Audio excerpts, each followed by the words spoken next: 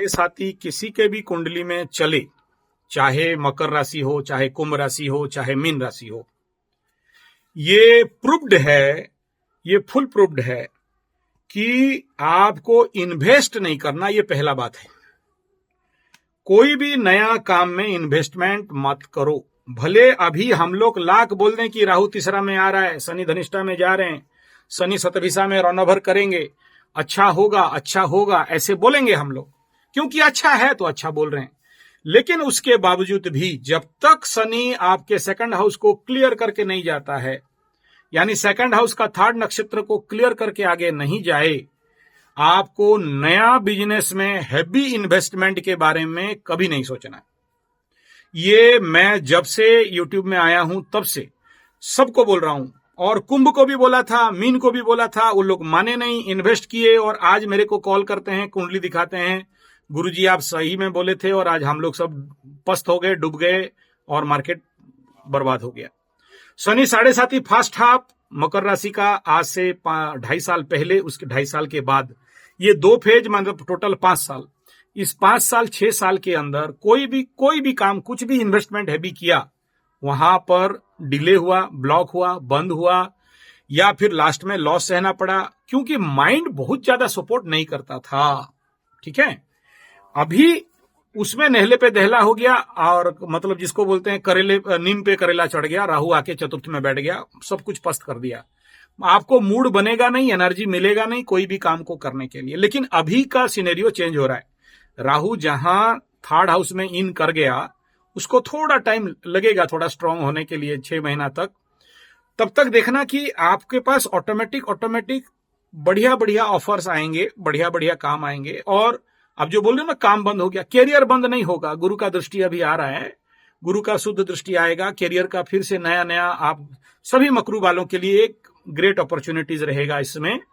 इसमें कैरियर के बारे में वरीड होने का कोई विषय नहीं है, ये आएगा। लेकिन सोचो कि आपका कुंडली में श्रापित योग पड़ा हुआ है, अभी तक आपको पता नहीं, आपका उम्र 55 साल 60 साल हो गया, अभी तक आप कभी निवारण किए नहीं। 12 आदमी को कुंडली दिखा दिए, लेकिन कोई गधा एस्ट्रोलॉजर ये नहीं बताया कि भाई आपके कुंडली में श्रापित योग पड़ा है, आपके गुरु कुंडली में क्या बोलते हैं, कालसर्प पड़ा हुआ है।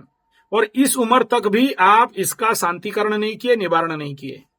आप बताओ, आपके बॉडी में तो मैलिफिक, आपके जो मनी हाउस है, सेकंड हाउस है, जहां पर आपका पैसा रहता है, जहां का लक्ष्मी का घर है, कल वीडियो दिया हूं, लक्ष्मी मतलब साफ सुथरा पवित्र, और पाप ग्रह, क्रूर ग्रह, अशुभ ग्रह, अपवित्र ग्रह मतलब शनि और राहु, यानी आपका सेकंड हाउस, यानी आपका माउथ, यानी आपका गला और मुंह, यानी आपका family, speech and money house. वहां 2 मैलेफिक प्लैनेट बैठे हुए हैं। उनको अगर आप पॉजिटिव नहीं बनाते हो, उनको अगर आप शांति नहीं कराते हो, उनका एनर्जी को अगर कन्वर्ट नहीं करते हो, देखो एनर्जी हटेगा नहीं, शनि राहु जिंदगी भर नहीं हटेंगे, लेकिन वो तो आपको पस्त करके रख दिए। और इधर चंद्रमा से देखेंगे तो बाधक स्थान में हो गए, तो मेंटली बाधा दे रहे हैं। माइंड से चंद्रमा से बाधक स्थान, लग्न से धन स्थान। तो जब तक इस एनर्जी को आप रिड्यूस डाउन नहीं करते हो, इस श्रापित दोष को प्रायश्चित नहीं करते हो, तो अच्छे से अच्छा योग कुंडली में आ जाए, गोचर में आ जाए, राहु 3 में आ जाए, शनि 3 में चले जाएं, लक्ष्मी योग बना ले, आपको अच्छे अपॉर्चुनिटीज आ जाएं, गुरु सप्तम दृष्टि में आपके कर्म स्थान को देख ले, अच्छा कर्म लाके दे। ऑल्टरनेटली क्या होगा, जो आज 55 साल से हो रहा है वही होगा। आया राम और गया राम, और समझ में आया नहीं राम, और फिर रोते रहो कि मेरा कहां गया। आप मतलब लाख करोड़ का अमेरिका में, यूएसए में बैठ के बिजनेस करो, और यहां से एक्सपोर्ट करो, वहां से इंपोर्ट करो, और देखा कि आया तो हुआ तो, लेकिन आखिरी में जब हिसाब करते हैं तो राहु और शनि जैसे प्लैनेट सब निगल के खा गए। तो उसको पहले पॉजिटिव करना, यानी उसका प्रायश्चित करना, उसका शांति करना। दूसरा, आपके जिंदगी में सेल्फ डिस्ट्रक्शन एनर्जी, जब काल सर्प योग बनता है, राहु केतु के अंदर सारे प्लैनेट बैठते हैं, इवन इफ विपरीत काल सर्प हो, जिसको महालक्ष्मी योग बोलते हैं, वो होने से भी आदमी को पस्त कर देता है। कभी तेंदुलकर जैसे सेंचुरी, डबल सेंचुरी मारेंगे, और कभी 0 में आउट हो जाएंगे। कभी एकदम बम्बमा के आएगा और आप मिस यूनिवर्स हो जाएंगे, और कभी आपको एक फिल्म भी नहीं मिलेगा। कभी आप मतलब प्राइम मिनिस्टर हो जाएंगे, कभी गोली खा के मरोगे। तो ये होता है कालसर्प योग का लाइफ में, sudden height sudden down, manage होने नहीं देता है। और ऊपर से इधर श्रापित दोष, तो श्रापित दोष करेगा क्या, वहां छिद्र बना दिया अमृत के भांड में, अमृत के कुंड में एक बड़ा सा होल है, पानी तो भर रहा है, धन तो आ रहा है, लेकिन भाग रहा है, पता नहीं चल रहा है। तो इस कंडीशन पे ऐसे कुंडली में जिनका दुर्योग पड़ा है, चाहे राहु 3 में आ जाए, चाहे शनि 3 में चले जाए, चाहे गुरु दशम पंचम में चला जाए, अच्छा तो होगा, लेकिन फाइनल जब इजिकल टू बनाओगे 1.5 साल 2 साल के बाद जब हिसाब में बैठोगे, बोले यार गया कहां, हुआ क्या, तो समझ में नहीं आया। इसको पहले बहुत क्लियर हो जाइए। मैं जानता हूं आप यूएसए वाले हो, आप बोलोगे आप पैसा ले लो कर दो, ये जब तक आप नहीं रहोगे तब तक ये काम नहीं होगा। या तो आप वहां पंडित लगा के करिए, या तो फिर बोलेंगे तो यहां से पंडित भेज दूंगा। और आपको प्रेजेंस रहना है। देखो राहु और शनि का श्रापित योग आपके बॉडी में है, और उनको उस मैलेफिक एनर्जी को कन्वर्ट करने के लिए या रिलीज करने के लिए, उस एनर्जी को चैनलाइज करने के लिए इन योर प्रेजेंस उसका पूजा पाठ चाहिए। मैं उनमें से नहीं हूं कि बोलूंगा पैसा भेज दो, आप तो यूएसए वाले हो, डॉलर भेज दोगे मेरा काम हो जाएगा, ना ना ना, झूठ है। आपका प्रेजेंस चाहिए, आपके सामने ही सारा काम होगा और आपको ही उसका जप करना पड़ेगा। पहले समझो श्रापित योग माने पूर्व जन्म से आप कर्ष में हो, अभिशाप में हो, और उस अभिशाप से आपको शाप मोचन करना है। तो उसके लिए जो विधान है, इतना आसान विधान नहीं है। मैं क्या बोला, श्रापित योग कुंडली का सबसे बड़ा दुर्योग, उससे आगे और कोई दुर्योग नहीं है एस्ट्रोलॉजी में, उससे बड़ा दुर्योग और कुछ भी नहीं है। दैट इज द टिप, उसके आगे नहीं, जो है उसके नीचे है।